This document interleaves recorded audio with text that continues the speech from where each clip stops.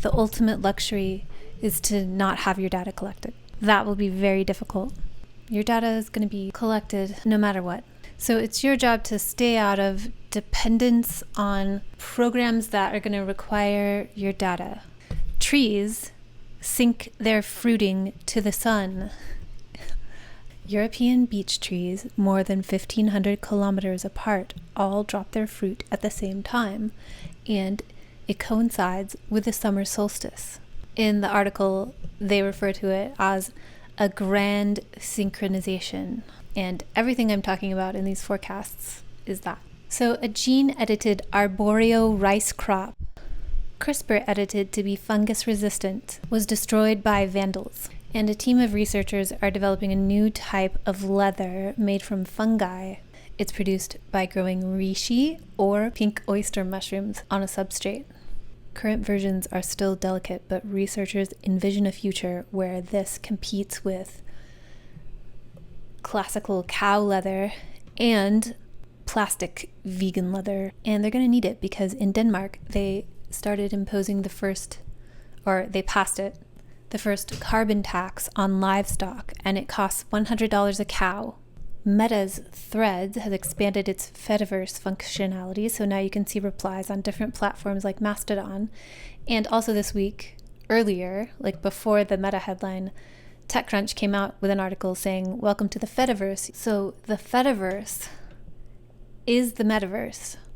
The metaverse is our new economy. The metaverse is our new government.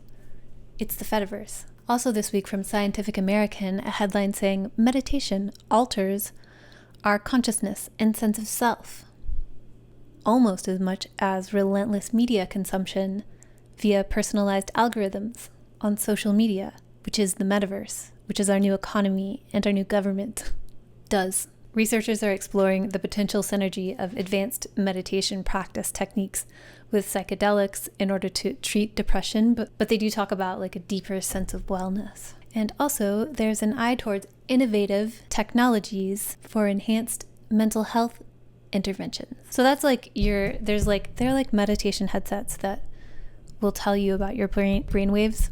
And those can all be tracked. Those can all be piled into your sovereign data that's verifiably private, that you own and control, unless there's like a government program or something, and then you'll be compelled to share that data. So this is what I was talking about earlier at the beginning of this video.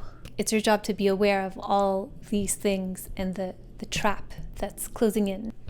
If you're affluent, you can be turned on more easily, or you have maybe the bandwidth to discover practices that will make you well, instead of going to a social worker and having like a video game VR experience being prescribed to you for wellness. Colorado did a universal basic income experiment, and they're calling the results surprising. Surprise, people actually tried to better their lives. And they're saying this is a no strings attached money distribution, but my sense is that the strings that will be attached are surveillance, because the impact needs to be measured and the social impact bond markets need to be able to bet on the outcomes. So the outcomes must be measured in real time. But that's my take. The majority of Gen Z describe themselves as content creators. Several videos ago, I was talking about how everyone is a content creator. It was around the dark moon in Leo, I think, that was opposing Pluto. Everyone's a Leo. Then it's the collective. And this is what we're headed into. There's mass dispossession, and everybody's competing for attention to the extent that maybe no clear leaders rise up. It's all pulling the strings of the collective.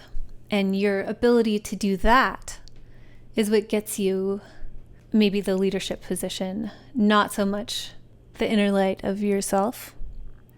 And that's kind of Pluto in Aquarius, is being able, there's an understanding now amongst structures of power that being able to wield large groups of people as hive minds is advantageous financially. And also it's advantageous to creating the global superorganism that is artificial intelligence. AI dataset licensing companies form the sector's first trade group. So this is a group of entities licensing datasets to AI. If you're a creator, you'll need to probably join one of these or mint every one of your works as an NFT. Otherwise, your data is going to get scraped and just like fed into the global superorganism. Julian Assange reached a plea deal with the US, allowing him to go free. And the beginning of this ending for him started when Jupiter was at the very end of Taurus. And the last time, 12 years ago, it was at the very end of Taurus, is when all of this started for him. I think it's when he holed up in the Ecuadorian embassy. I might get that like exact detail of the timeline wrong, but very interesting astrologically for Julian Assange. And he received a $500,000 Bitcoin donation to cover his travel expenses back to Australia. And did you know there's a crypto industry super PAC? The crypto community is being framed as like a rebellious freedom fighting community, but it's the establishment in a different guise. That's what Pluto and Aquarius is, masquerading as for the people and of the people when it isn't necessarily. Also, the US Constitution has Pluto and Aquarius. Anyway, this crypto industry super PAC is doing pretty well. Dormant for nearly 2 years, a crypto wallet associated with Mark Cuban is now popping off. It's been revived, and it's resumed selling NFTs.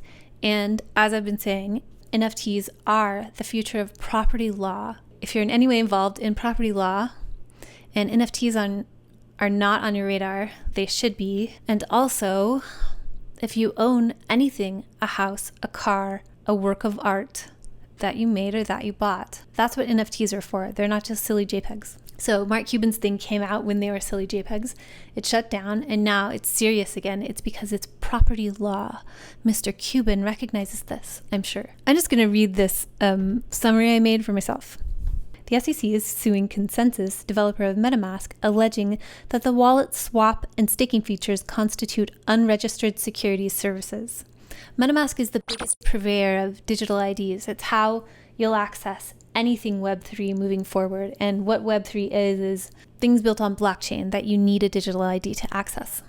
And it's part of a broader effort by the SEC to classify a significant portion of the crypto market as securities, despite the recent approval of Ethereum ETFs. But explain that to me like I'm 5 in the comments.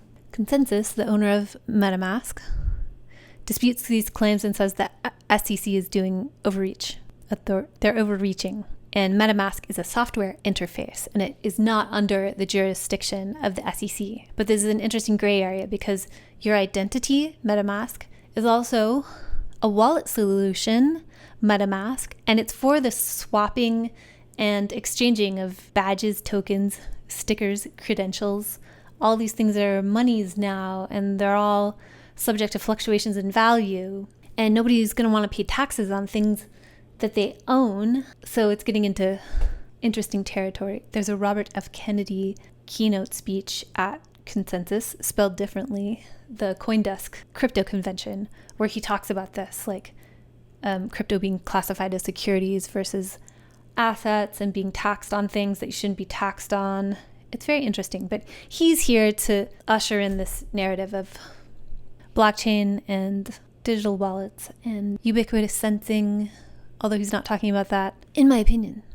And this also connects to the Fediverse, because you need a MetaMask. Eventually you will need some sort of digital ID to connect to the Fediverse. And your Facebook account, Meta account, is going to be a digital ID. So connecting to Threads, how you do right now, you're basically using a digital ID, which is your Meta account. And soon that will probably be put on blockchain, I'm thinking. And this is how securities trading and identity solutions are connected. They're going to be intimately connected. And you can watch my Jupiter and Gemini video for more on what we're going to get really hyped up about over the next year.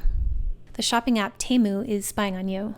Surprise. And also the Electronic Frontier Foundation is saying that automated license plate readers are a security risk, and it's mostly because they're collecting data without asking. So it's their responsibility, like these law enforcement departments, to protect that data, but they don't have the resources to protect that data. Again, very interesting, kind of like the critical infrastructure thing where things funded by our governments don't have the resources. Things funded by big tech companies do. And now big tech companies are becoming our governments, but they don't have any responsibility around critical infrastructure and like important services like police and fire departments and stuff. But do I want that? Do I want privatization of those things? I'm not sure. And do I want public-private partnerships? I'm not sure, but that's what's coming, and that's what's being ushered in. It'll probably, I think this will go into the direction of like, oh, you have inadequate resources for cybersecurity. We'll set you up with putting everything on blockchain, and then it's okay to surveil everybody all the time because it's private. So there are two interesting stories talking about whatever happened to the AI apocalypse. And one of them is about creating God, I guess. And the other one is about the energy apocalypse associated with AI. Also, this week, Bill Gates was like, don't worry about it. Forget about it. The energy stuff. Don't get your panties in a twist. Meanwhile, I wonder how many people in the future will have to like run their washing machines only at 2 a.m. because of energy conservation. Anyway, light-based chips. Photonics is the future. There's going to be a lot coming up soon about light-based stuff. This is not financial advice. Here is a rundown of some cyber attack headlines from this week. Bulk of Indonesia data hit by cyber attack not backed up, officials say. Remote access giant TeamViewer says Russian spies hacked its corporate network. From Slashdot. Also from Slashdot, Microsoft informs customers that Russian hackers spied on emails. And from the same news site, Americans abroad cut off as AT&T, Verizon, T-Mobile suffer international roaming outages. And from the same site, Microsoft blamed for $1 million+ patent record theft at U.S. hospital giant. So, if you haven't already, get a load of my special report, which talks about cyber attacks, critical infrastructure, and what's coming over the next year, and then crescendoing into major shifts that happen next summer that have to do with like mass onboarding onto Web3. And it's not my crazy idea. There was a lecture about it at the most recent Denver ETH in April. Multivitamin supplements don't help you live longer, according to a study. And specifically, this was a study published in JAMA. Specifically, there's no evidence that daily multivitamin consumption reduces the risk of death from conditions such as heart disease or cancer, because heart disease and cancer aren't caused by vitamin deficiencies. Interesting headline, because health and wellness are coming for you. They're coming for your body from a surveillance and like data standpoint. Your health and wellness data and things that can be put into you under the guise of wellness, like supplements, are very important for the future, which I'm going to do a video about. So, related, the secret to living a long, long life is not vitamins, it's nanobots. It's putting tiny little robots inside you. But don't look at that. Look at this Chinese rocket that was spewing toxic materials over everywhere. Look at this crazy thing in the sky. It's not a distraction. And neither is this. Neither is all the stuff about forever chemicals. Colorado passed a law banning forever chemicals in everyday things. There's a lot of headlines coming up in like major news sources about forever chemicals and how they're being railed against, which I'm very much against them, obviously. But there's other weird stuff that is going to be done, like nanobots, smart dust, like the air and the soil and your wellness supplements filled with smart dust. Look up IXO blockchain so that ubiquitous sensing can happen, because that's the future. That's how we train AI. That's how we have new bond markets, because nobody has a job and industry is all weird. So there has to be some exciting way to create wealth for some. And the study, it includes personal care products. If you're obsessed with tech news, you should start getting obsessed with your body. Tech is getting increasingly obsessed with your body. And this is not so much an advertisement for products I sell, even though it is absolutely that. It's more, this project is more of an advertisement overhauling your lifestyle so you can throw all your existing skincare products in the trash. I'm in my early 40s and I haven't used a skincare product since 2016. So you don't need them. You need other stuff like overhauling your lifestyle. So be sure to subscribe to my newsletter, which is weird, and it will change. You will side-eye the moisturizer on your bathroom counter. You will never be able to unsee what I show you through my newsletter.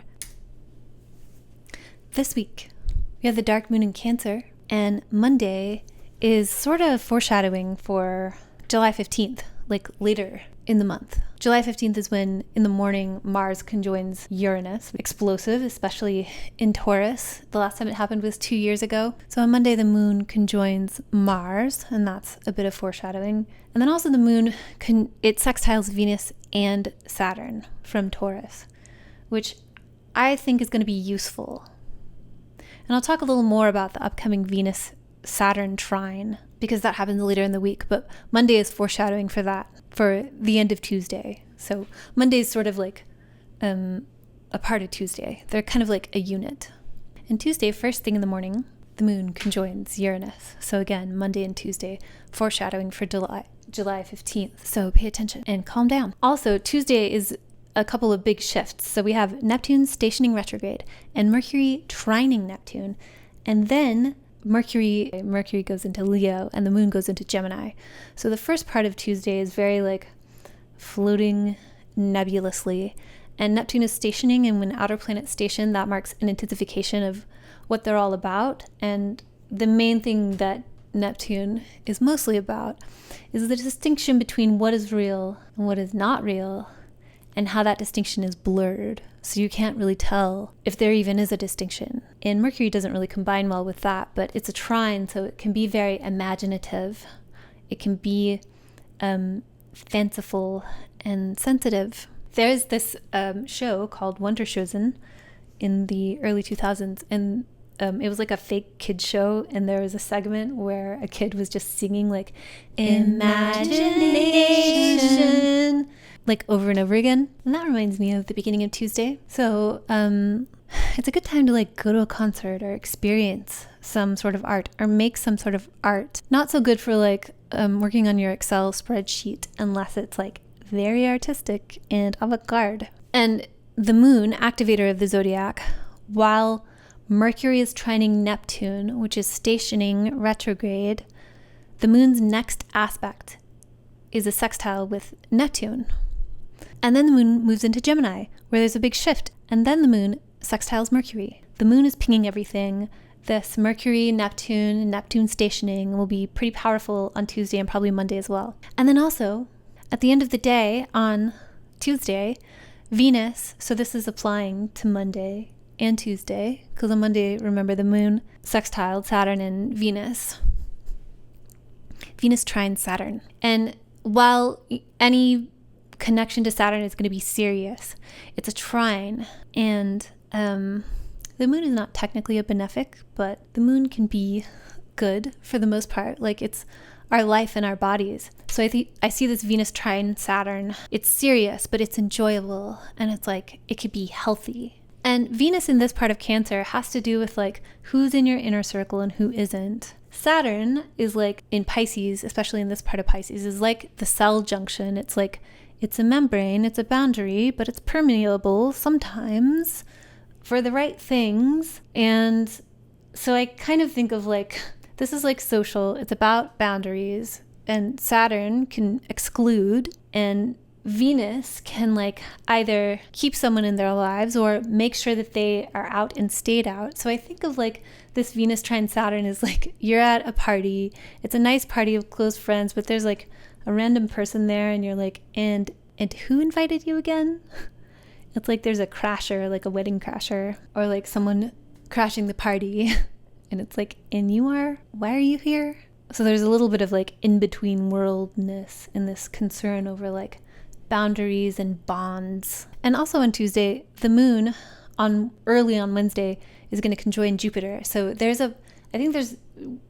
Tuesday is very exciting and very all over the place and very busy, but it's leading up to a conjunction with Jupiter, which is positive and uplifting. So by Wednesday, the conjunction with Jupiter has already happened, and Wednesday's kind of like hard-nosed. We have Mercury opposing Pluto, which, for perspective, when Mercury conjoined Pluto back in February, we had the Tucker Carlson interview with Vladimir Putin.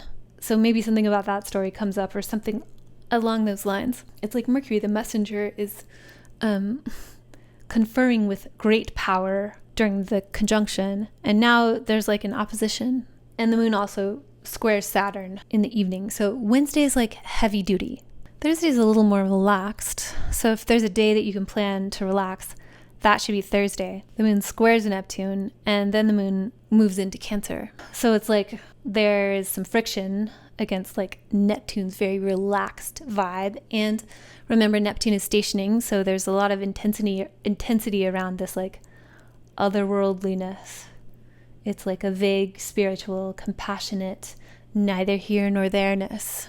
The moon in Gemini doesn't necessarily want to do that, so there will be some like friction and some like not exactly getting what we need maybe, or if we do, it's like kind of hard won and like tricky, maybe done by accident.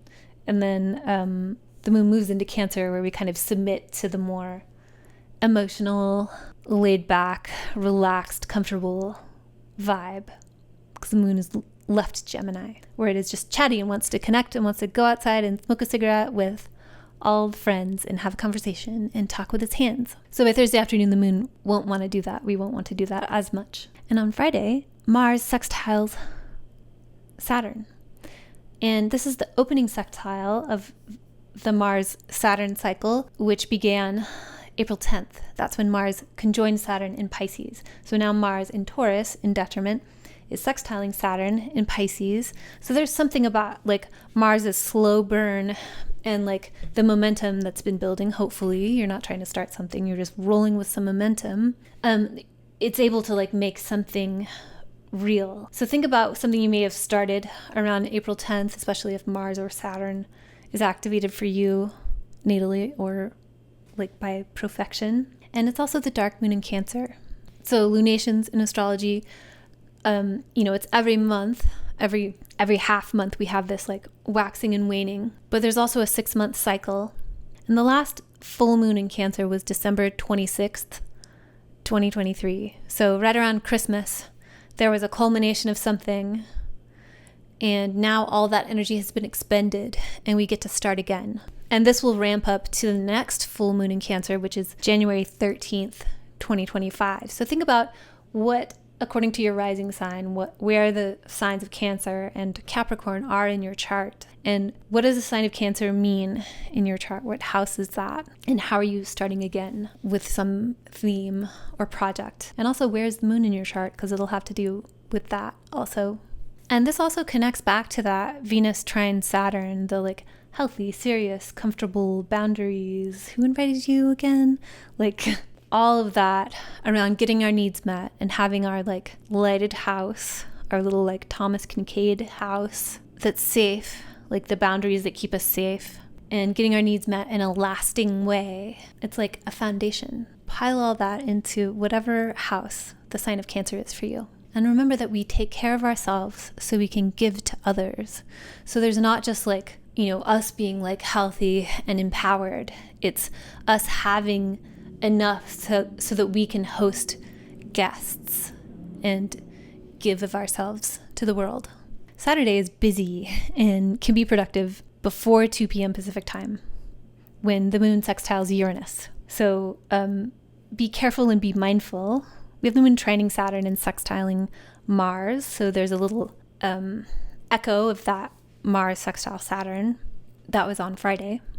And the moon in the morning also conjoins Venus in Cancer. Take a bath in the morning instead of a shower, or have breakfast with your sweetie at the kitchen table in your cute little lighted house. But the moon sextiles Uranus, and then after that, at night, it trines Neptune. So the moon sextiles Uranus and like something changes, something surprising, for better or for worse.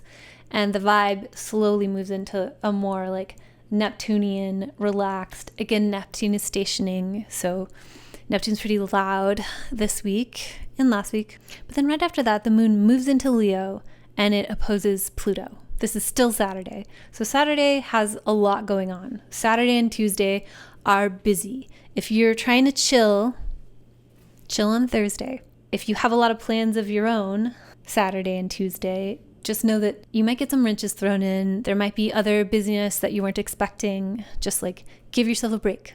if you don't check everything off your to-do list. So the moon opposing Pluto, it's the moon in Leo opposing Pluto in Aquarius. I just think of like emotional exhaustion from social media, or like being emotionally scarred from social media, or like stuff I said about social media in the tech news segment. And I also think about, especially with like going back to Wednesday and Mercury opposing Pluto, just like brain rot memes this week. Stimulating, but kind of overwhelming. Or maybe you just get really famous. And speaking of that, Sunday's pretty mentally stimulating. The moon conjoins Mercury, so that's the moon in Leo conjoining Mercury in Leo, and all like that, Mercury in Leo rules Jupiter in Gemini, and the moon sextiles Jupiter in Gemini later in the day. So pretty fun, pretty stimulating. I like Sunday so far. And the aspects remain pretty fun into Monday morning. So remember, your Wi-Fi is a camera that can see through walls.